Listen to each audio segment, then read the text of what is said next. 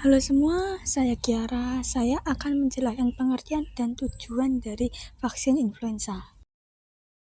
Jadi, pengertian dari virus influenza adalah preparat biologis yang mengandung virus influenza yang telah dilemahkan atau dimatikan atau bagian-bagian spesifik dari virus tersebut.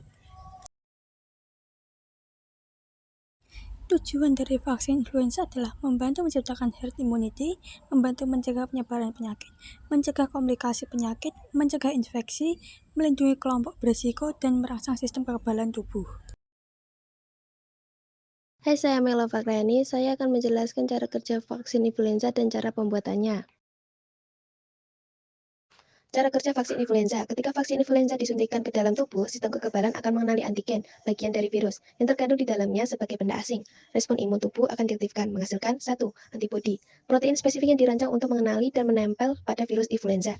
Jika virus ini yang sebenarnya masuk ke tubuh di kemudian hari, antibodi ini akan segera mengikatnya dan membantu menghancurkannya atau menetralkannya. Kedua, sel memori. Sel-sel kekebalan khusus yang mengingat antigen virus influenza. Jika tubuh terpapar virus yang sama di masa depan, sel-sel memori ini akan dengan cepat memicu produksi antibodi dalam jumlah besar, memberikan perlindungan yang lebih cepat dan efektif. Karena virus influenza terus bermutasi, vaksin ini biasanya diperbarui setiap tahun untuk mencocokkan dengan jenis virus yang diperkirakan akan beredar pada musim tersebut. Proses pembuatan vaksin influenza. 1. Vaksin berbasis telur. Ini adalah metode tradisional yang paling umum digunakan. Virus influenza yang dipilih ditanamkan ke dalam telur ayam yang telah dibuahi. Virus dibiarkan berkembang biak di dalam telur selama beberapa hari. Cairan yang mengandung virus dipanen dari telur. Virus kemudian dimatikan menggunakan bahan kimia atau panas atau dilemahkan sehingga tidak dapat menyebabkan penyakit tetapi masih dapat memicu respon imun. Virus yang telah diinaktivasi atau dilemahkan dimurnikan untuk menghilangkan kotoran dan komponen telur. Vaksin yang sudah jadi diuji ketat untuk keamanan dan efektivitasnya. Kedua, vaksin berbasis sel. Metode ini merupakan alternatif yang tidak bergantung pada telur.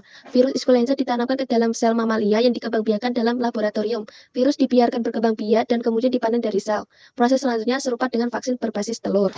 3. Vaksin rekombinan. Metode ini menggunakan teknologi genetik. Gen yang mengkode protein permukaan utama virus influenza diisolasi. Gen ini dimasukkan ke dalam sel inang lain untuk memproduksi protein hemaglutinin dalam jumlah besar. Protein hemaglutinin yang dihasilkan kemudian dimurnikan dan digunakan sebagai antigen dalam vaksin. Halo teman-teman, perkenalkan nama saya Maria Fiani Purningrum. Di sini saya akan menjelaskan manfaat dan dampak dari vaksin.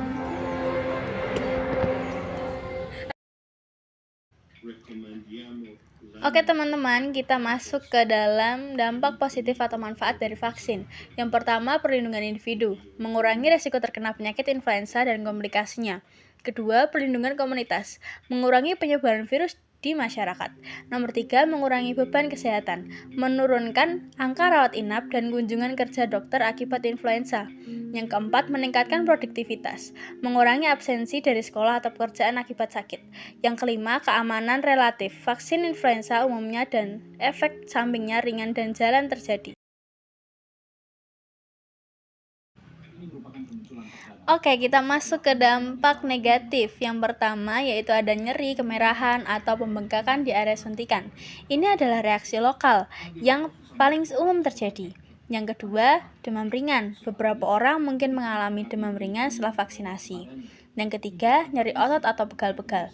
Gejala seperti ini bisa muncul selama 1 atau 2 hari. Yang keempat, sakit kepala. Yang kelima, reaksi alergi serius. Ini sangat jarang terjadi, tetapi merupakan resiko potensial dari semua vaksin. Sekian video dari kami. Berisi penjelasan pembuatan vaksin. Maaf jika ada salah dan kata. Terima kasih. Rikoki.